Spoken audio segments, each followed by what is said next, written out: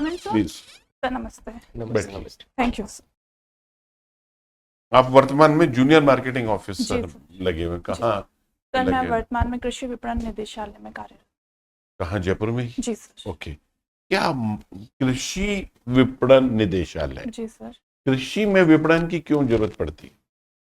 Sir एक होता है कृषि जो ओवरऑल डिपार्टमेंट है जहाँ पे फसलों का उत्पादन से संबंधित कार्य किए जाते हैं। तो जो फसलों का उत्पादन हुआ है उनकी जो बिक्री है वो विपणन विभाग द्वारा जो है वो देखी जाती है। मंडियाँ विपणन विभाग के तहत ही कार्यरत। मंडिया में मार्केटिंग डिपार्टमेंट में काम करती। ये मार्केटिंग फेडरेशंस भी होते हैं? जी सर। क्या होते हैं, फर्क क्या है इसमें? हाँ सर। ओके, चलिए। मंडी समिति भी बनती है, जी सर। क्या होती है मंडी समिति? सर मंडियाँ 5 तरह की मंडियाँ होती हैं और वर्गीकरण किया गया है। उनमें समय समय पर चुनाव होते हैं और उसके तहत जो है मंडी समिति का निर्माण होता है। और जैसे सर सुपर ए और जो ए क्लास की मंडी है उसमें 17 मेंबर्स होते हैं और जो बाकी बी सी और डी क्लास की मंडी है उसमें 11 मेंबर्स का चुनाव। इनके मंडी समिति का काम क्या होता है? सर मुख्यतः मंडी समिति का कार्य जो है व्यापारी और जो हमारे प्रशासनिक अधिकारी हैं उनके मध्य समन्वय रखना, किसानों को उनकी उपज का बेहतर और प्रतिस्पर्धात्मक मूल्य मिल सके यह सुनिश्चित करना, और अन्य प्रकार की जो भी सुविधाएं हैं और जो व्यवस्था है वो प्रशासनिक लोगों के साथ मिलकर सुनिश्चित करने का कार्य। मंडियों में आड़तियों का क्या रोल होता है? सर वो मध्यस्थ की भूमिका निभाते हैं। जैसे जो किसान होता है जब वो व्यापारियों को माल बेचता है तो आड़तियों के माध्यम से जो है वो बिक्री की जाती है, वो बिचौलियों की भूमिका है। अच्छा, बिचौलियों की भूमिका। इनको रेगुलेट करने का कोई कानून है क्या, बिचौलियों को बीच में से हटाने का या उनको रेगुलेट करने का? क्योंकि वो अपनी मनमानी करते हैं। जी सर। किसी की फसल बिकवानी है तो पहले बिकवा देंगे, सर। किसी की पड़ी है पड़ी रहती। जी सर। तो इनको कोई कंट्रोल करने का कोई है तरीका? सर एपीएमसी एक्ट लाया गया था 2003 में। उसके तहत जो किसान होते हैं वो अपनी फसल सिर्फ और सिर्फ लाइसेंसधारी व्यापारी जो है उसे ही बेच सकते हैं। इसके अलावा सर अभी नवाचार के रूप में ई-नाम जैसे पोर्टल जो है वो लाए गए हैं जिससे ऑनलाइन माध्यम से ही जो किसान होता है वो अपनी फसल बेच सकता है। ये अभी बहुत शोर है, एमएसपी जी एमएसपी एमएसपी, ये क्या है और किसान मांग रहे हैं? जी सर। क्यों मांग रहे हैं?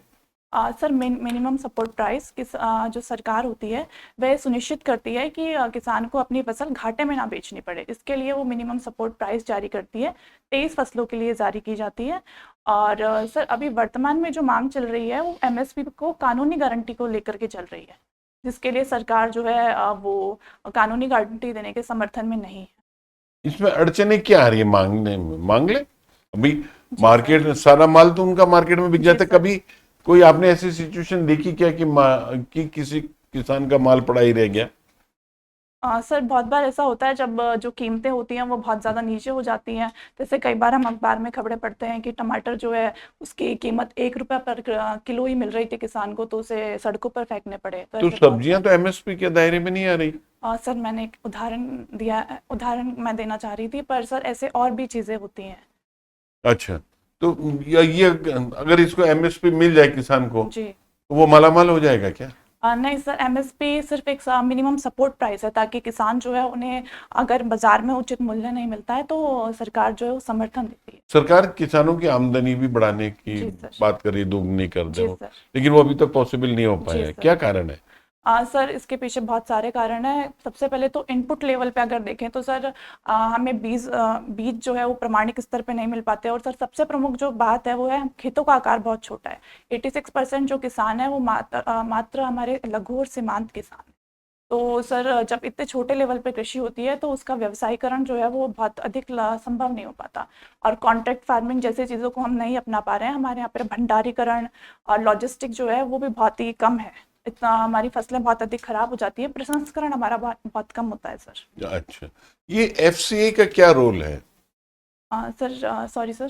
फूड कॉर्पोरेशन ऑफ इंडिया का क्या रोल है? सर एफसीआई जो है वो फसलों की खरीद करने के बाद उनका भंडारण करने का कार्य करती है। जैसे पीडीएस पे जो फसलों की खरीद होती है वो एफसीआई के माध्यम से होती है और उसके बाद उसका भंडारण और उसके बाद उसका जो वितरण होता है वो सरकार के स्तर पर होता है। मेरा लास्ट सवाल ये जो फेयर प्राइस शॉप होती है इनमें कई बार दिक्कतें आती है। वो जो दुकानदार है वो कहता है साहब आपका सिग्नेचर नहीं मिल रहा है, आपकी वो नहीं मिल रही जी सर। और हम आपको नहीं देंगे। तो इसको भी बचाने के लिए जी सर। आम आदमी को सुविधा मिले, नई नई टेक्नोलॉजी यूज हो रही जी है। सर। कौन कौन से 3-4 मेथड्स हैं? सर बायोमेट्रिक मेथड्स का यूज़ हो रहा है, पीओएस मशीन्स जो हैं उनका इस्तेमाल हो रहा है, फिंगरप्रिंट्स जो हैं उनका, जो बुजुर्ग लोग हैं उनके फिंगरप्रिंट्स नहीं मिल पाए तो आंखों की पुतलियां जो हैं उनका भी इस्तेमाल इसकी जगह पर हो रहा है। सर मैं इतना याद अच्छा, कर इसके पा रही फेयर प्राइस डिस्ट्रीब्यूशन या पीडीएस की खामियां क्या हैं? हूँ। जी सर।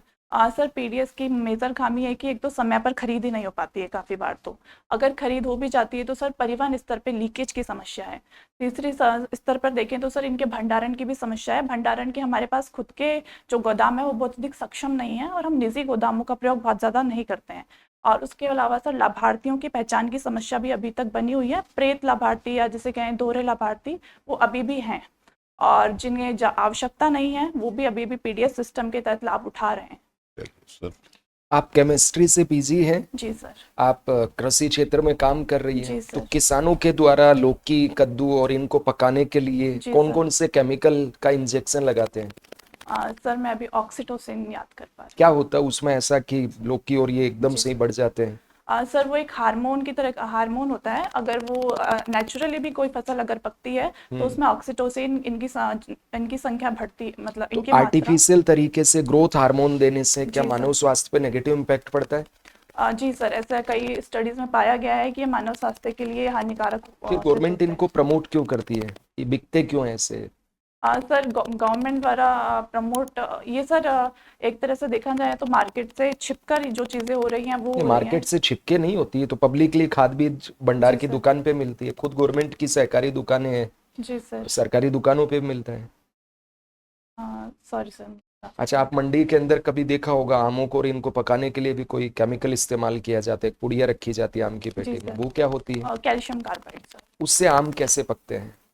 सर उसमें श्वसन दर जो है वो बढ़ जाती है आमों में और वो शीघ्र पकने लगता है। तो अगर मान लो उसको ज्यादा समय तक रख दे तो आम सड़ जाएगा?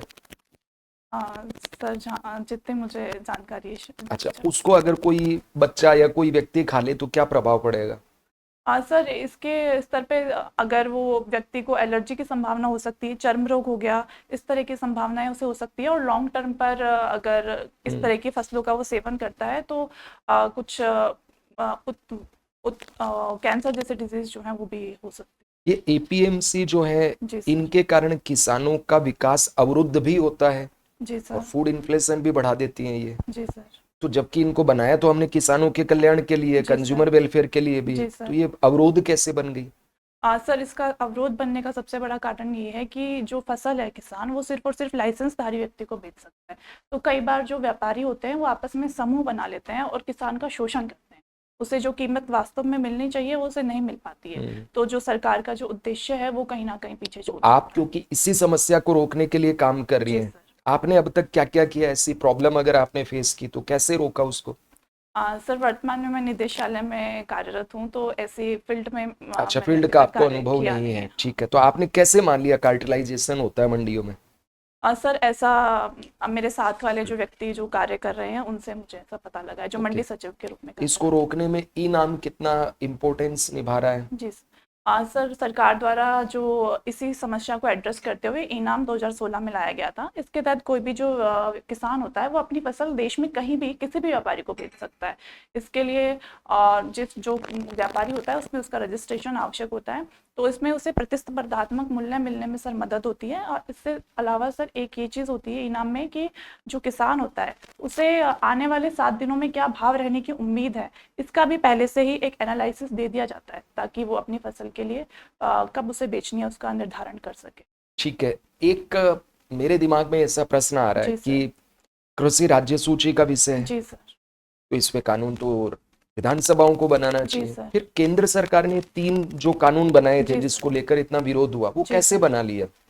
सर कृषि जो है वो राज्य सूची का विषय है, लेकिन विपणन जो है वो केंद्र सरकार के अधीन समवर्ती सूची में आता है। तो केंद्र सरकार जो है वो इस पर कानून बना सकती तो वो तीनों कानून क्या कृषि विपणन से संबंधित थे क्या? है। सर उसमें से 2 कानून कृषि विपणन के थे, बाकी आवश्यक वस्तु अधिनियम जो था वो एक अलग, वो विपणन से। ठीक है सर। जी सर। अभी आप जूनियर मार्केटिंग ऑफिसर के रूप में कार्यरत हैं। जी सर। आगे भी आपने आरएस एग्जाम दिया जी है, सर। इंटरव्यू के लिए जा रही हैं आप। जी सर। मान लीजिए आप एसडीएम बन जाती हैं, जी सर। आपकी क्या प्राथमिकताएं होंगी? सर एसडीएम के रूप में मुझे नियुक्ति मिलती है तो सर्वप्रथम जिस क्षेत्र में मिलती है उस क्षेत्र की समस्याओं को पहचान कर वहाँ पे जो भी मैं सुधार कर सकती हूँ वो करूँगी। इसके अलावा सर जो सरकार की योजनाएं हैं उनका सबसे पहले प्रभावी क्रियान्वयन सुनिश्चित करने का प्रयास करूँगी और उस क्षेत्र में जो भी कार्यालय हैं जो भी मेरे अधीन आते हैं उनको मैं साथ में एक मीटिंग रखूँगी, उनके साथ समन्वय सुनिश्चित करने का प्रयास करूँगी ताकि और जो समस्याएं हैं जो प्रशासनिक स्तर पे समस्याएं होती हैं वो क्रिएट ना हो। देखिए आजकल नवाचारों का महत्व बहुत बढ़ जी गया है, सर। तो प्रशासन में किस तरह के नवाचार आप करेंगे? सर प्रशासन में नवाचार के स्तर पे मैं एक हमारे अलवर में कलेक्टर रह चुके हैं उनसे प्रेरणा लेती हूँ, जितेंद्र सोनी जी। उन्होंने एक जो दिव्यांग थे उनके लिए नवाचार किया था, तो इसी तरह का मैं नवाचार महिलाओं की शिक्षा के लिए करना चाहूँगी कि जो महिलाएं जो जिनकी एजुकेशन छूट चुकी है किसी भी कारण से उन्हें मैं वापस किस तरह से एजुकेशन की ओर जोड़ सकती हूँ। डिस्टेंस लर्निंग प्रोग्राम हो गया, चाहे आजकल सर यूट्यूब या ई लर्निंग भी बढ़ रही है तो उसके माध्यम से। चलिए आप मुझे बताइए, जो राजस्थान है उसमें एग्रो प्रोसेसिंग इंडस्ट्री है, उसको जी सर। प्रमोट करने के लिए राजस्थान सरकार क्या कर रही है? सर एग्रो प्रोसेसिंग इंडस्ट्री के लिए सर अभी तो राजस्थान सरकार के स्तर पे फूड पार्क घोषित किए गए हैं। 39 फूड पार्क्स जो हैं विभिन्न डिस्ट्रिक्ट्स में घोषित किए गए हैं और उनका जो संचालन है उनको इसके अलावा सर फूड पार्क डेवलपमेंट की एक नीति जो है वो भी अभी क्रियान्वयन निर्माणाधीन है, अभी निर्माण कार्य चल रहा है। इसके अलावा सर सेंट्रल की पीएमएफएमई जैसी योजनाएं हैं जिनका लाभ भी राजस्थान बहुत बड़े स्तर पर उठाता है। जी बहुत बढ़िया। एग्रीकल्चर और मार्केटिंग में आपने ऐसी क्या कमियां देखी हैं जी सर। और उनका कैसे आपने सामना किया? सर मार्केटिंग की जो मुख्य कमियां हैं वो अभी किसान के स्तर पे किसान को, क्योंकि हम अपनी उसकी फसल का अभी भी उचित जो मूल्य है वो दिलाने में सक्षम नहीं हो पाए हैं। इसके अलावा सर कई बार ऐसा देखने को मिल जाता है कि फसलों की चोरी जो है या फिर खराब फसल सर जैसे मैं एक एग्जांपल देना चाहूँगी। अभी कुछ समय पहले एक खबर थी कि अलवर में कुछ ऐसी सरसों आई जो केमिकल से बनाई गई थी और वो मंडी में बेची जा रही थी। तो इस तरह की मामले भी इस टाइम काफ़ी आ रहे हैं और सर कुछ स्तर पर जो है किसानों और जो प्रशासनिक स्तर है वहाँ पर भ्रष्टाचार के मामले भी मंडी में देखे जाते हैं। चलिए, आपने बॉटनी भी पढ़ी है, जूलॉजी भी पढ़ी है। चलिए मुझे आप थोड़ा सा इन्फॉर्मेशन दें जीएम क्रॉप्स के बारे में। जी जीएम क्रॉप्स क्या होती हैं?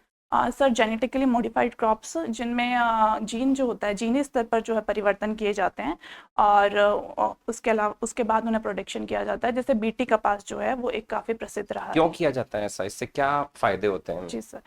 जैसे सर बीटी कपास है तो उसे जो एक कीट था उसे काफ़ी ज़्यादा खतरा रहता था, उससे उसकी फसल खराब हो जाती थी। तो वो फसल खराब ना हो, बेहतर हम प्रोटेक्शन कर सकें, किसानों को हम मूल्य सुनिश्चित कर सकें, इसके लिए उसमें परिवर्तन करके बीटी कपास जीएम क्रॉप्स के साथ कुछ इश्यूज भी होते हैं, जी कुछ सर। चैलेंजेस भी एसोसिएटेड है। जी सर। क्या चैलेंजेस हैं? सर प्रमुखतः अगर स्वास्थ्य के स्तर पर चैलेंजेस देखें तो ऐसा माना जाता है कि लंबे समय तक प्रयोग करने से स्वास्थ्य संबंधी खतरे हो सकते हैं। इसके अलावा सर एक स्टडी सामने आई थी कि महाराष्ट्र में जहाँ पर जीएम क्रॉप्स ज़्यादा उगाई गई थी वहाँ पर मिट्टी की गुणवत्ता जो थी वो खराब हो गई थी, कम हो गई थी सर।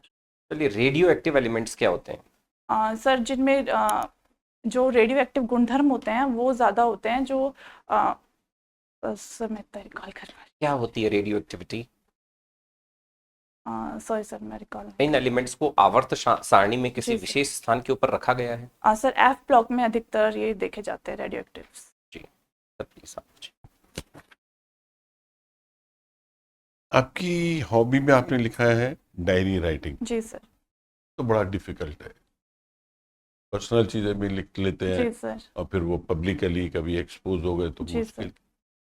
सर इसमें मैं समझती हूँ कि जिस तरह से मैं लिखती हूँ अपनी दिन प्रतिदिन की गतिविधियाँ लिखती हूँ और बिल्कुल आपने सही कहा, कई बार हम कुछ ऐसी चीज़ें लिख देते हैं पर सर ये एक हर व्यक्ति की जो कोई भी व्यक्ति होता है, कोई भी इंसान होता है, उसकी जो जीवन है उसका पार्ट है कि कोई इमोशनल अगर कभी कोई ब्रेकडाउन होता है तो उस चीज़ को भी व्यक्ति लिख देता है। तो सर इसमें मैं बहुत ज़्यादा, क्योंकि कोई व्यक्ति उस वक्त गलत नहीं होता है, अगर जैसे मैं कभी इमोशनली ब्रेकडाउन है उसे मैं लिख देती हूँ तो उस पर सर मतलब डायरी लिखने से या किसी की डायरी पढ़ लेते हैं हाँ तो उसके चरित्र का पता लग जाता है। जी सर। वो कैसे, क्यों? सर जनरली जब कोई डायरी लिखता है तो वो अपनी जो भी गतिविधियां आसपास अपने जिस नज़रिए से देख रहा है, क्योंकि सर हर व्यक्ति का नज़रिया अलग होता है चीज़ों को देखने का, उस नज़रिए से वो चीज़ों को लिखता है। उसके अलावा सर बहुत सारी चीज़ें जब व्यक्ति लिखता है तो उसकी जो भी कमियां हैं, जो उसकी इच्छाइयाँ हैं, जो उसकी स्ट्रेंथ है, उसके बारे में भी पता लगाया जा सकता है।